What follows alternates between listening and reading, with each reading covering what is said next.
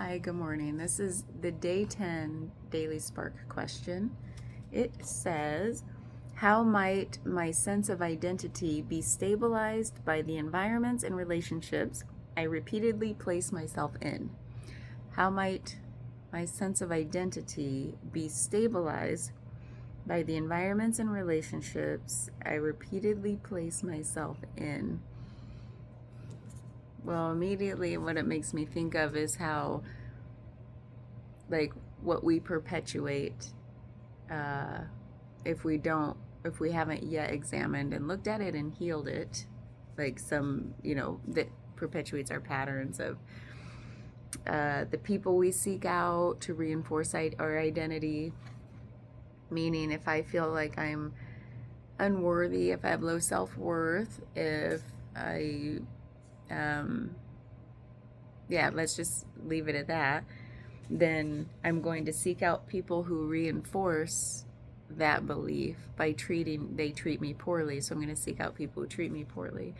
If I have high self worth, I ain't putting up with that shit. I'm going to seek out people in my relationships that reinforce, my sense of high value within myself. They'll treat me how I want to be treated, in a like to because they're both treating you how you want to be treated, but it's going to treat me how I see myself as a high worth person. So the environments too. So it says how my sense of identity is stabilized by the environments and relationships. So I think about that.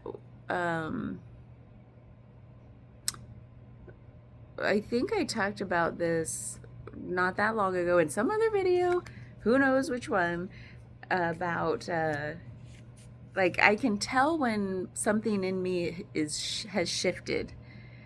It's almost like in the moment I don't think I see it clearly, but after the fact, when something in my environment, like I want to change something in my environment, then I'm like, oh, something inside me has shifted. So for example, if I rearrange something in my house, like someday I wake up and I'm like, why the heck is that?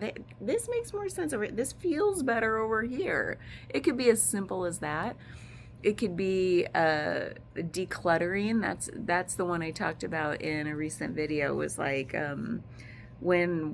when I was doing some deep cleaning, and all of a sudden I just felt like I need to get all this crap out of here, and I did it, and in my body I felt like I could breathe again. Like literally, I was like, whoa, it feels so much more spacious.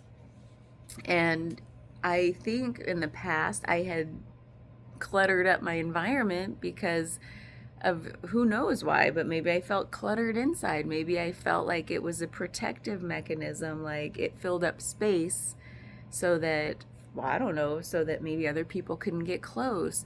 This is talking metaphysical a little bit, but like, or an emotional space, like because they're related, right? The emotional, physical, you can see parallels in both.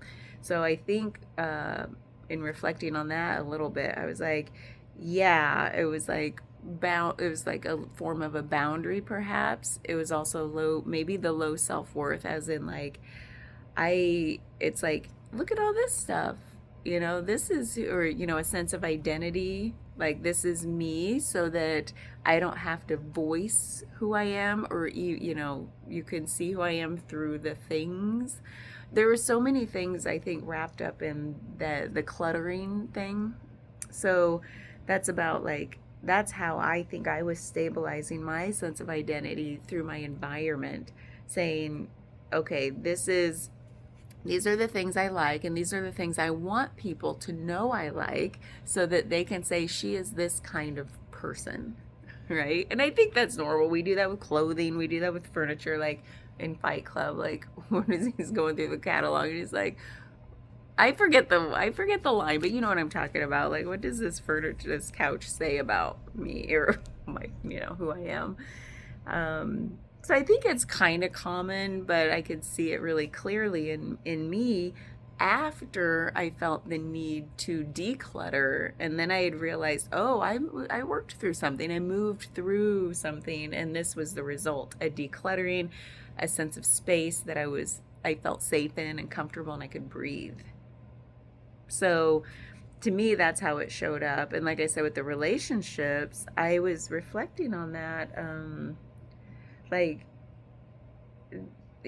through life, when I look back, like, what types of relationships was I drawing toward me, falling into, gravitating toward? And they were, I'm still thinking about that. I am still thinking my lucky stars. I landed in the one I'm in now because, like, so many reasons. I can't even go into it. It'd be like a 10 series long video series. Like, why my husband's a perfect partner for me. But like, through the years, there have been a variety of different relationships, and I think it would be worth exploring, even though I have landed in one that I'm deeply happy and safe and comfortable and contained in, and like all the things. I think it's still worth going back and looking, because over time, my mind rests on a couple relationships, draws some parallels, and then flits off to something else.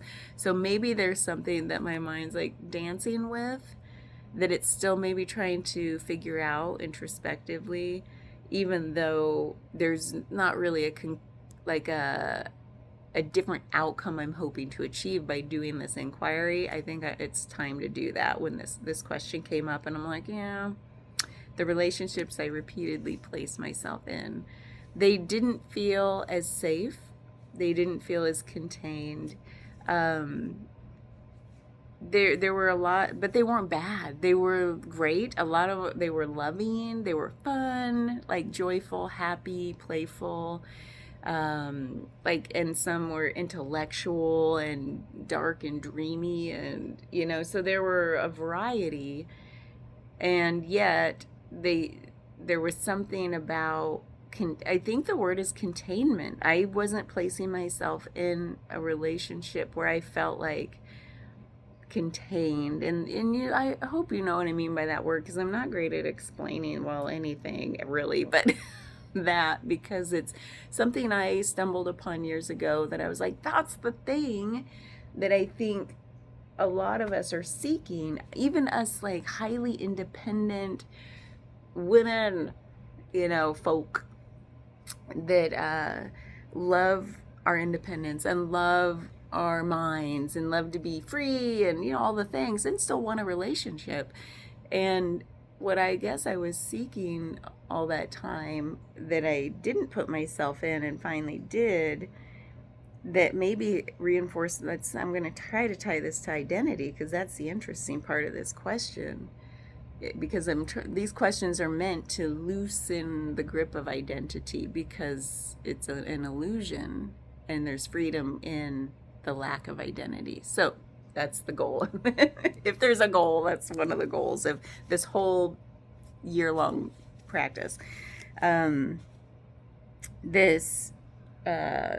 containment idea is one of, like, it's a feeling of, where is, like, the lake I can swim in that is free from predators, but open enough to explore and have fun, and all the things. So it feels like a safe holding, a holding loosely, see, that's what I mean. It's hard to describe, because to me it's more of feelings, because that's how I guess process the world. Is it's not restrictive at all. In fact, by having, how when you have a blank page, it's too wide open. I'm like, I don't know what to draw, I don't know what to paint, I don't know what to write. It's too big, too wide open. And then we drop in, like, a little starting point, which feels like a boundary to work within. Like, oh, here's a theme. Oh, somebody drew this line. Now I have a starting point. Like, whatever. It's just something. It feels like there's parameters. The container within which I am working gives me so much freedom. of expression, of creativity, of creation. It's just where I can flow freely and not be stifled. And I feel like a relationship, we do that for each other. Like, it's not just man to woman, but it's something I think, seeking, where I'm like, where, almost like, where do you end and I begin? You know, maybe things were murky before, there was maybe enmeshment in certain relationships. And then here it's like, oh, that dude is clear on where he ends and I begin. He is not an enmeshy kind of person. He has clear boundaries and he doesn't even have to speak them.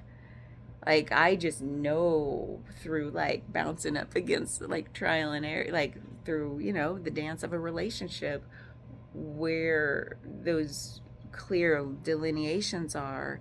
When then I'm like, oh, and so, you know how the world, we're reflective individuals. It's like, by, like, then he reflects me back at myself, because I'm like, boing, boing, boing, boing, boing, boing. See, I can't describe things clearly.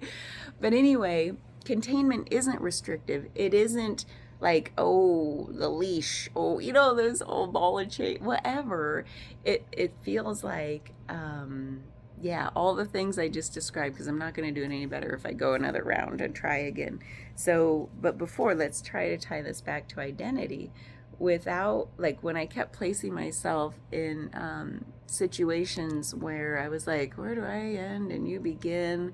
Like, there's enmeshment, maybe there's lack of boundaries, or very loose, soft, porous, meshy boundaries, where it was like, it was murky, it was confusing. I can only say this in hindsight, not in the moment. And therefore, I felt like my identity was not clear, maybe. Well, it's still not clear, because I'm on a different, like, this weird no identity path, it seems, like, trying to, like, dissolve the grip of it. But there's a different sort of confusion with identity I'm talking about in my past, where it was like, what do I like? What do I want? It was like always deferring to the other to say, like, what are we doing? What do you like? You know, even though on the outside you might think, oh, she knows what she likes. No, I didn't give it much thought. I was always, the other person comes first, in terms of, like, what they want matters more than what I want. So why even bother exploring what I want? Or what what I truly desire, not day to day wants, needs. Like, well, I want to eat here, so you know, that's why it's on the surface. You might say, no, she knows what she wants, but it's like that sort of thing. Like, what do I deeply desire in the realm of possibilities, you know? And it was like always latching on to the other person. So that's where my sense of identity, I was the enmeshy one. So I drew that toward me. Like, I want to, tell me what to like. And I think back on those relationships, I'm like, oh my God, I fell in love with Bob Dylan through one, you know, and I fell in love with, like, nerdy, like, computery things. So, like, it was just over and over and over again. And, but it goes way deeper than that. But that's just kind of the surface of this, answering this question. Oh, man, I love this question. Environments and relationships, when we do stop to explore the common threads of those things, man, we learn a lot about ourselves. So I could riff on this for a long time and still dig up that good shadow material to gnaw, and I think that would be a lot of fun. I hope this kind of question keeps coming back around. What's it bringing up for you? Mm-hmm.